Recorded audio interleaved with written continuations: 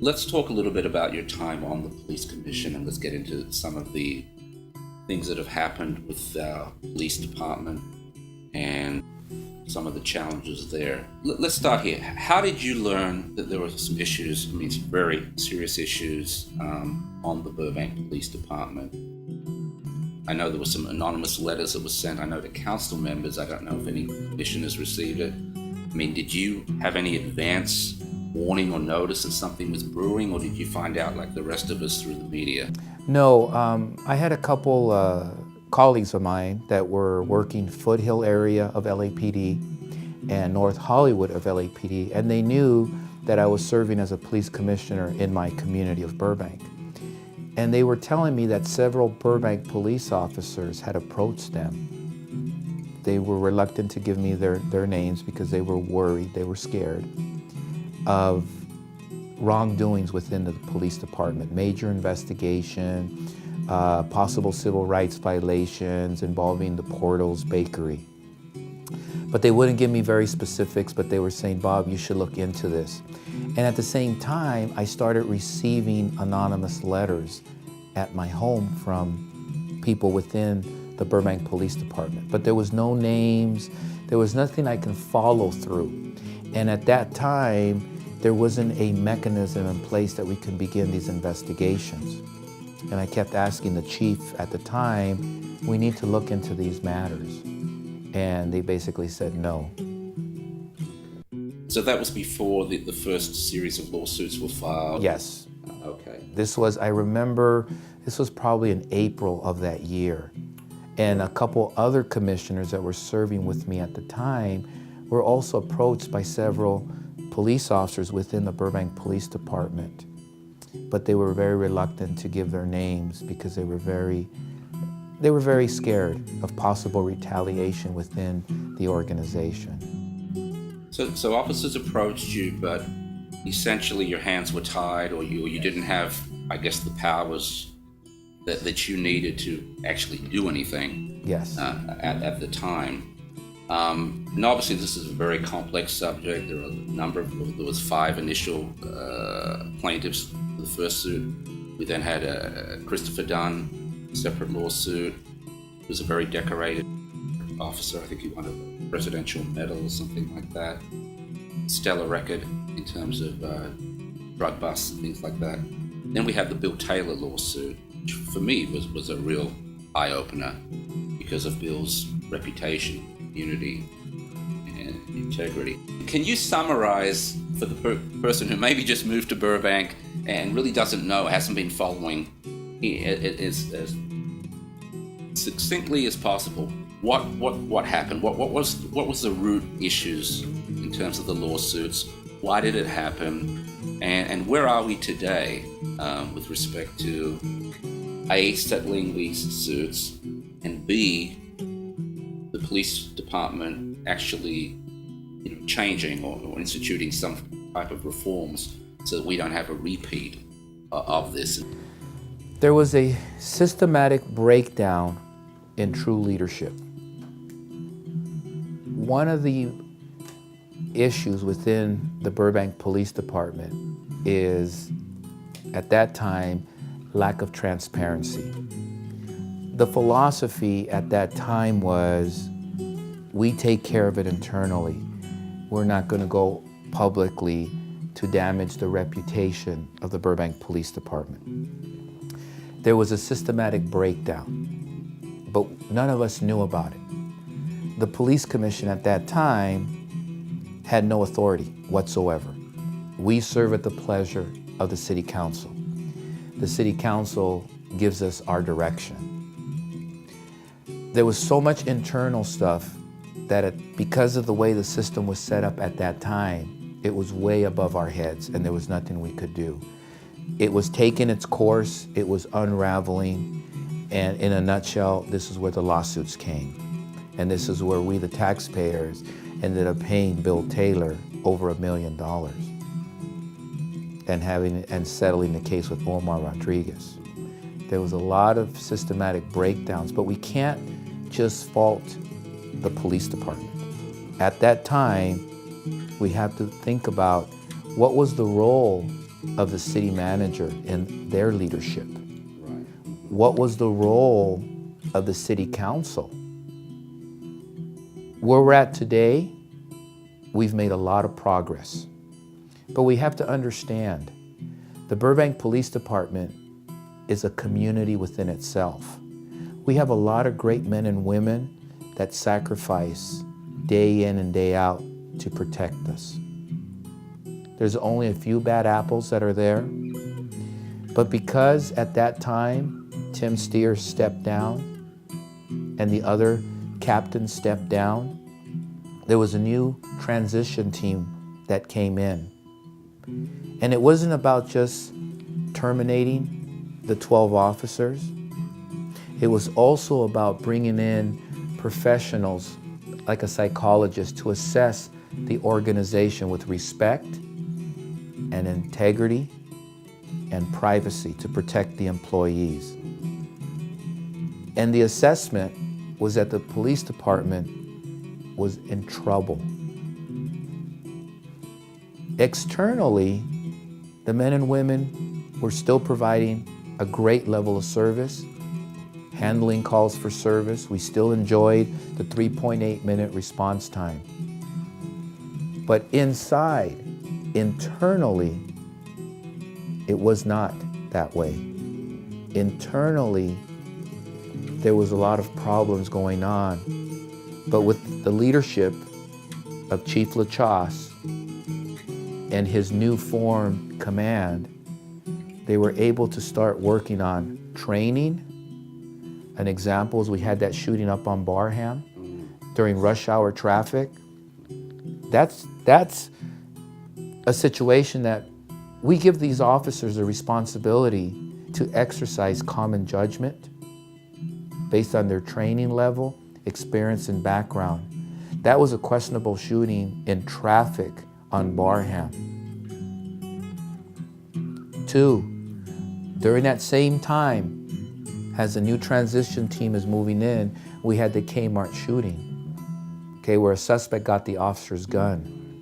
When an officer takes custody of a suspect, an individual, that officer is responsible for the safety of that individual, the public, and his and her partner.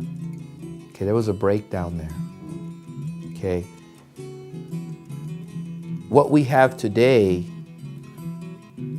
is a series of new audits and controls that are being implemented in the organization. We brought in a detectives captain to work on the detectives, to bring them up to a higher level to investigate crimes.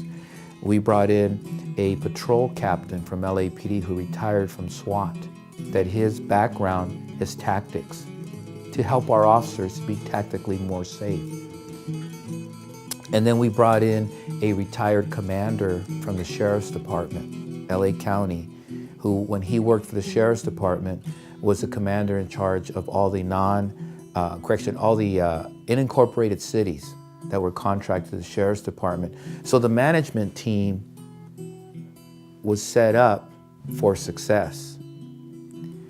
Where we're at today is that we're still working to change the culture, change the police department.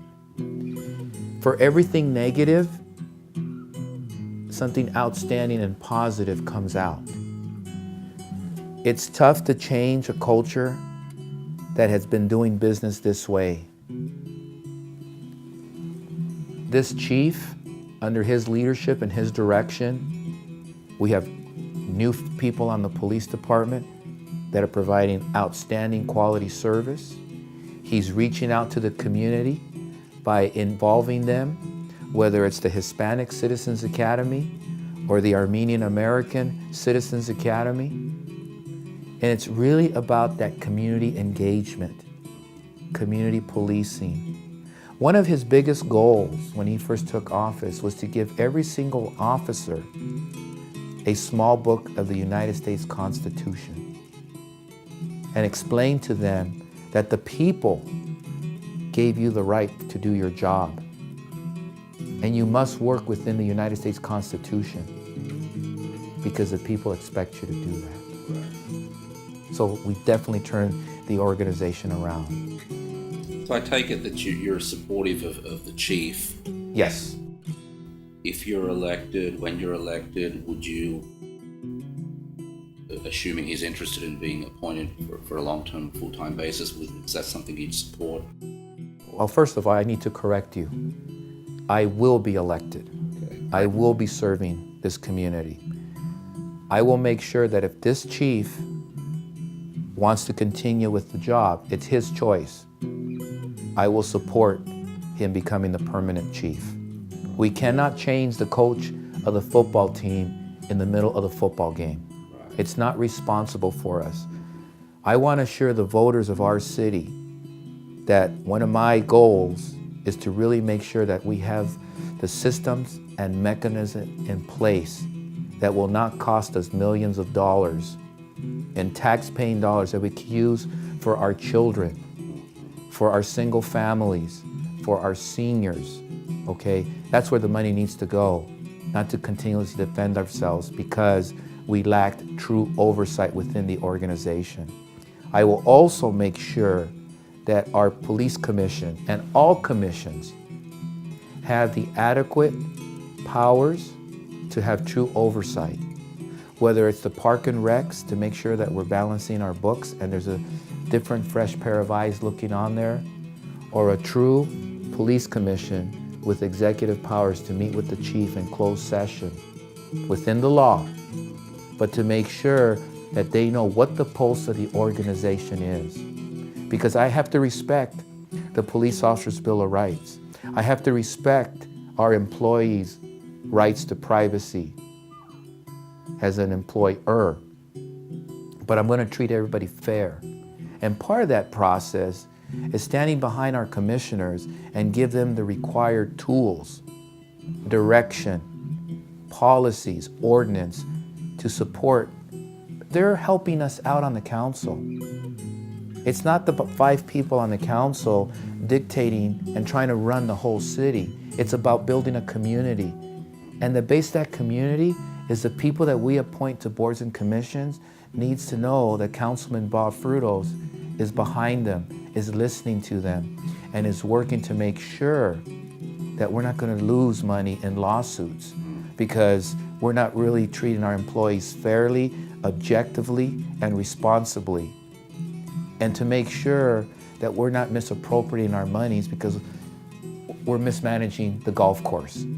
These are critical issues that true oversight should begin with our boards and commissions. As a city councilman, one of your roles is to provide direction to the city attorney's office with respect to litigation. And while some of these cases have been settled and judgments have been rendered against the city, in the case of Mr. Taylor and Agosian, I believe, the city's appealed those cases. But as a general policy and direction in terms of how the city and the city attorney's office deals with these things, how would you or what will you do differently in this current council when you're elected? I mean, are you going to allow to spend more money on the Taylor appeal? What about the other cases? I know as much as you know by following it, reading the Leader, reading the blogs. I think it's time for the city to move forward, and I don't want to keep wasting the tax-paying dollars. We're already out $1 million. I think it's time that part of our healing process financially is just to settle and move forward. We lost.